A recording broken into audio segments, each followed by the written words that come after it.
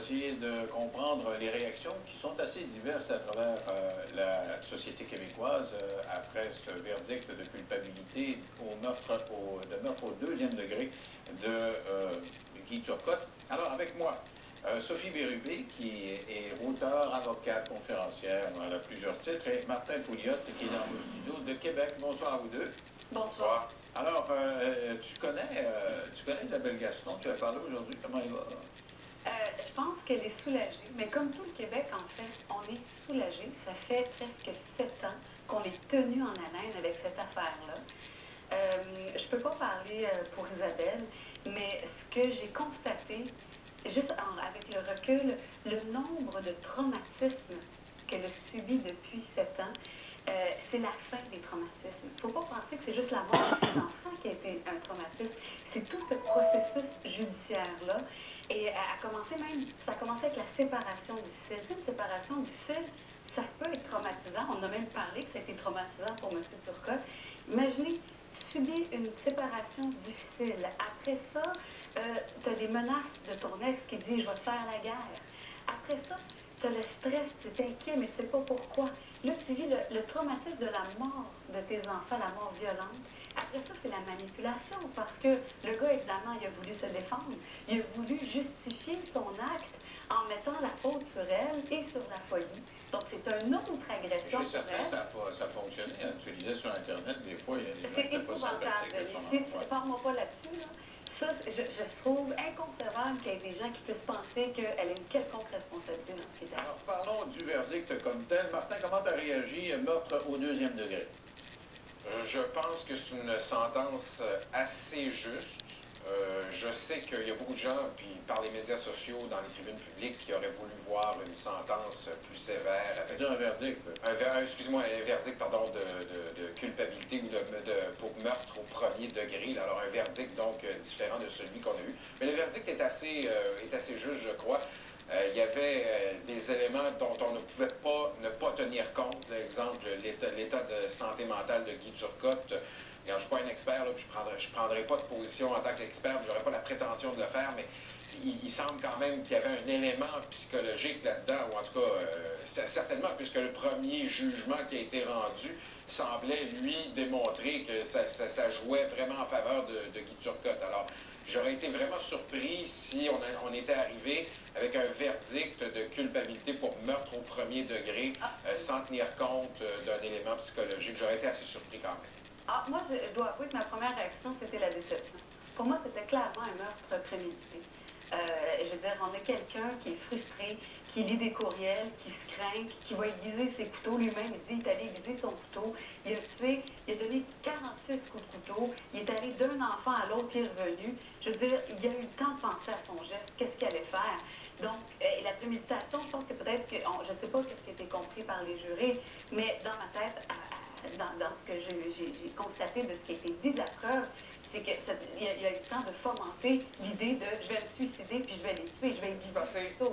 Tu sais, Sophie, c'est facile de se positionner en gérant d'estrade, mais à un moment donné, il faut regarder les faits aussi. Les faits, c'est qu'il y a quand même deux jurys qui se sont penchés sur la question, puis dans les deux cas, ils n'ont pas retenu cette préméditation-là. Alors, tu sais, honnêtement, je théorie sur ça. Pourquoi il aurait pu être acquitté? Je pense que les gens dans la société, pour nous, là, puis ça, je l'ai souvent entendu, là, que c'est inconcevable que quelqu'un de sain d'esprit puisse tuer ses enfants. Et peut-être que c'est ça pourquoi ça a pris autant de jours parmi les jurés de se décider est-ce qu'il était conscient ou pas, parce que c'est pratiquement inconcevable. Mais pourtant, il y a des pères qui tuent leurs enfants, il y a des parents qui abusent de leurs enfants. Mais quand c'est des mères, on dit tout le temps qu'elles sont malades, et quand c'est des hommes... Non, pas nécessairement. Là. On a eu des cas, récemment, ils ont été condamnés. Tu sais. Mais, non, ils sont condamnés. Je veux dire, le public a tendance à penser qu'il s'agit davantage d'une maladie quand c'est une femme. Mais peut-être que c'était difficile à faire comme distinction. Et Guy Turcotte, c'est pas quelqu'un qui est sain d'esprit, là. Je veux dire, c'est quelqu'un, on l'a dit dans le premier procès, qu'on n'a pas répété au deuxième, mais que c'est quelqu'un qui avait des traits narcissiques, quelqu'un qui avait une personnalité asociale. Je sais pas si Martin est d'accord avec moi, mais asocial, c'est le mot gentil pour psychopathe. C'est sûr que c'est quelqu'un qui n'est pas sain d'esprit. Non, mais Quelqu'un qui faut pas savait appeler ce qu'il ça faisait, longtemps et, qui là-dessus, et c'est quelqu'un qui savait ce qu'il faisait, et qui il a décidé de le faire, il avait l'intention de le faire. Martin? Ben, étrangement, moi, je trouve que c'est une hypothèse qui pourrait se défendre, mais étrangement, c'est pas ça la chose qui m'a le plus inquiété entre le premier et le deuxième procès. Moi, étrangement, c'est que je me posais la question à savoir comment Guy Turcotte pourrait, dans un deuxième procès, véritablement avoir une justice aveugle et équitable compte tenu du traitement médiatique, puis aussi, il faut le dire, là, dans une très large proportion de la population au Québec, un lynchage public quasiment intégral depuis la sortie du premier verdict. Et là, bon, écoutez, je sais qu'il y en a qui vont le comprendre tout croche, parce qu'essentiellement, moi, je suis assez d'accord avec la peine qui vient d'être donnée. Je pensais, en fait, au premier procès, que c'est probablement quelque chose comme ça dont il aurait hérité. Mais une fois que les gens se sont prononcés, que le jury s'est prononcé dans le premier procès et l'a déclaré non criminellement responsable, là, écoutez, vous l'avez vécu là, depuis les dernières années, on l'a tous vu dans l'actualité, la disproportion des réactions autour de Guy Turcotte, de Mais c'est normal que cette réaction-là... Non, mais je la comprends. Moi, j'ai pas dormi de la nuit, j'étais en voyage de noces, puis j'ai pas dormi de la nuit, puis c'était pas une question de noces, c'était vraiment une question. Quand j'ai vu ce verdict-là, j'en revenais pas. J'en revenais pas. Non, mais je comprends la réaction. C'est traumatisant, c'était traumatisant. C'est-à-dire, on est une société qui laisse tuer les enfants. Et je comprends que tu dis le jury a une espèce de sagesse, mais il est guidé par le juge. Et il est dépendant de la performance du procureur de la Couronne. Je suis pas sûr que le premier procureur de la Couronne avait performé. Bon, mais ça, c'est une meilleure question. Excuse-moi, mais tout le monde était sous choc dans le premier procès, même à la défense des gens de la Couronne, parce que les premiers avocats de la Couronne ont été critiqués, mais tout le monde était sous choc. Même Isabelle Gaston ne mesurait pas l'ampleur de la gravité de ce qui avait été commis par son ex à ce moment-là. Je pense que tout le monde a eu le temps de réfléchir entre le premier et le deuxième procès, et aussi la question des experts, c'est important. Je pense que les experts ont fait un peu plus attention du côté de la défense avant d'avancer des choses comme Guy Turcotte n'était pas conscient de ses gestes. On était plus prudents parce que, justement, il y avait des énormités au niveau médical qui avaient été Alors, comment tu vois ça, Martin, l'utilisation des experts, justement? Parce que Isabelle Gaston dit il faut reviser notre système parce que ça marche pas. Tu payes quelqu'un, il va dire ce que tu veux. Qu'est-ce que tu penses de ça?